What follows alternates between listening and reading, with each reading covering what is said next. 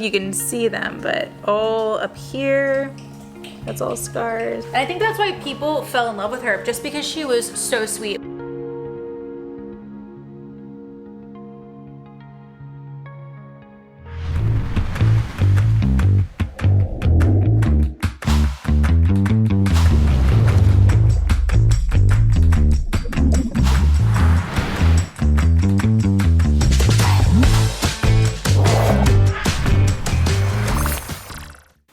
Welcome back to our channel. Today officially marks 2 years since we rescued Ticktock the ball python. We had a lot of people asking for an update on her, and for those that are new, she is, I think, our most viewed video, right? One of our most viewed videos for sure. Okay, yeah. So she has a very unique and interesting rescue story. And well, Gabby, you were the one that was first there, so why don't you talk about it? Yeah, so today we're gonna talk a little bit about not only an update, but a little bit more in depth, because I feel like when she went viral, we were just trying to pump out as many videos as possible because everybody wanted daily updates, and then the dodo actually ended up sharing her story. So we want to go like more into detail and just tell you the whole story about how we got Ticktock the ball python. So 2 years ago to the day, this ball python was actually dumped at a local park. If you're familiar with Markham Park, that's where she is. Now we know she's a dump pet because if you're familiar with the location, it's not like there's houses around. There's a main road, there's like a highway right there. This animal was intentionally placed. Yeah, there's no way that snake got there on its own. And this species is a ball python, okay? They are not the Burmese python. They are not currently known to be invasive in South Florida. There is not currently known to be a breeding population of them in South Florida. So if you find one, it is almost assuredly one that was dumped or escaped or something like that. And in this location, it definitely was dumped and not escaped. Yeah, we had a lot of people asking, how do you know she wasn't escaped? Just because of the location. There's no way she would have survived. That kind of detective work is something that, you know, a lot of people know me from the animal handling world, but I actually have multiple academic publications in the world of invasive species biology. And doing that sort of detective work was very important to the research work that I worked on, is trying to figure out, well, how did this get here? Why is it here? And figuring out the invasion pathways was the key word there. So in this case, 100% dumped pet. So Chris, Paul, and I actually catch alligators at Markham Park, and that's how they know us. And Chris and Paul were at work together, and I was home taking care of the animals, and a text came through that there was a python at the park. Now, usually when there's a python in Florida, well, usually it's not even a python. Usually it's like a water snake that people think are pythons, but everybody was thinking Burmese python until they showed the picture, and it was a ball python. So Chris was busy at work, so Paul texted me because he knows I love snakes, and we went over together. I was half expecting not even to find the snake because sometimes they move around, and by the time you get there, it was like a 45-minute drive for me.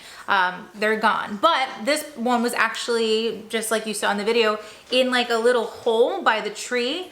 And everyone was asking, how did you know it was there? Like, how did you know? Yeah, right, you knew it was there. They actually marked it, which you could see in the video, with like a little orange cone. They put an orange cone there. So if you go back and watch the original video, that's how the family that found her marked it. They put the little cone there.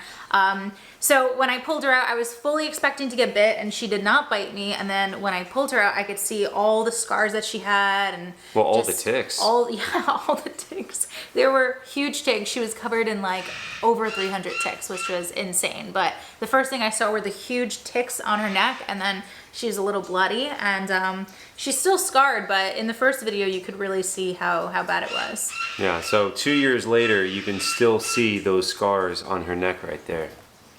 Gotta give it a minute to focus.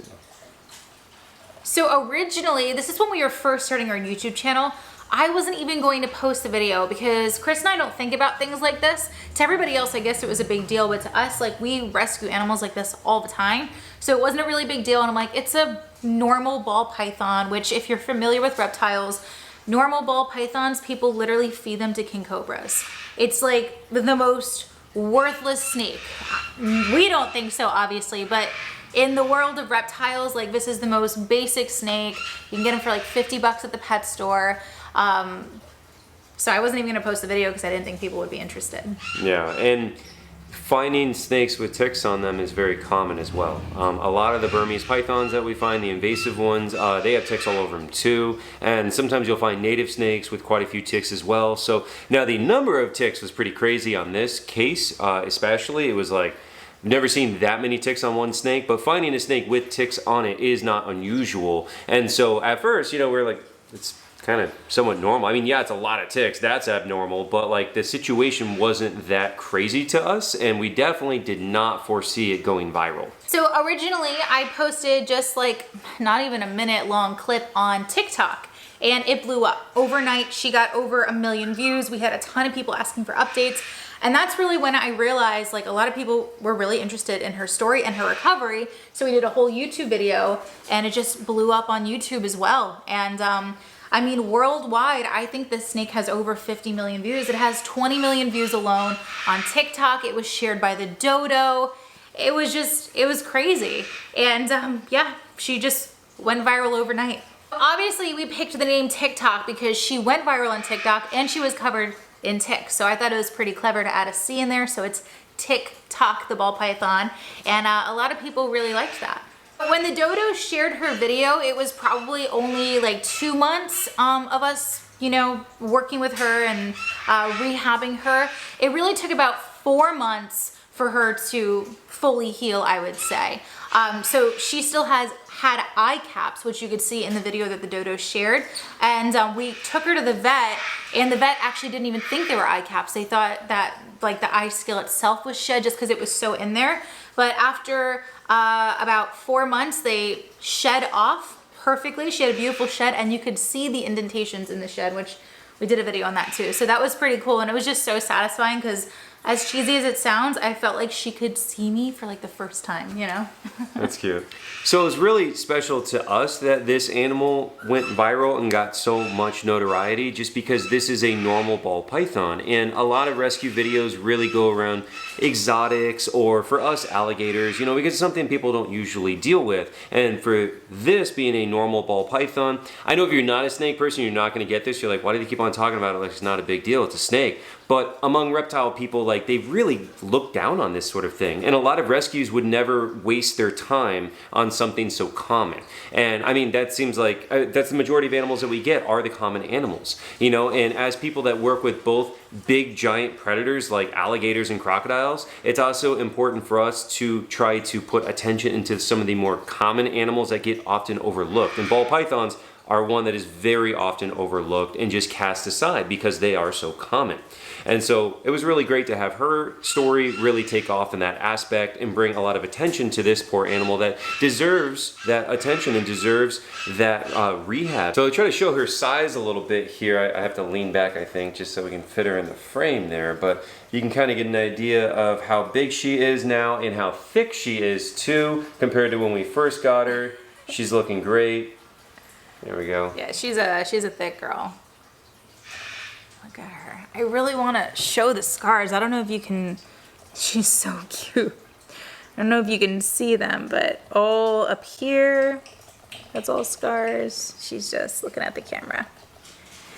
So TikTok is like our #1, I would say, animal ambassador. And I think that's why people fell in love with her, just because she was so sweet. And we had so many comments saying that she changed people's opinions on snakes. People that absolutely hated snakes, that were terrified of snakes, like they loved snakes now, or they felt bad for her, they sympathized with her, they wanted a snake. So we actually will bring her to school programs and do like little encounters with her and things like that. And she's just great. The snake has never once tried to bite us. And a lot of people say that it's because she knows that we helped her, but I don't think that's what it is, but it's okay. Well, that's some, you know, too many Disney movies, wishful thinking.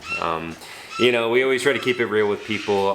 When you do help animals like this, at least with reptiles, yeah, they can learn that you're not a threat to them, but that feeling of gratitude that we want to be there is not there. We've rescued plenty of alligators that will still kill you even after you save their life. You know, and I know people are going to get mad that I even said that much, but you know, that is reality, guys, and we do try to keep it real for everyone and not to get into that Disney-esque mindset, because that does get people killed, especially with dangerous animals. So we talked about this in the original video, but I'm just going to hit it again because it's such an important topic that you should never, ever, ever dump your pet. And you know, most people know this, it's pretty common sense, but unfortunately what happens is a lot of people have this out of sight, out of mind mentality, and especially with an animal like this where they think like, oh, instincts will take over and it'll be fine, it'll survive in the wild, and once they let it go and they never see it again, they never see the suffering. And so many people lull themselves into this fairy tale mentality of like, oh, once it's out in the wild, it's gonna do great, it'll be happier in the wild, and then they dump the animal. And the reality is,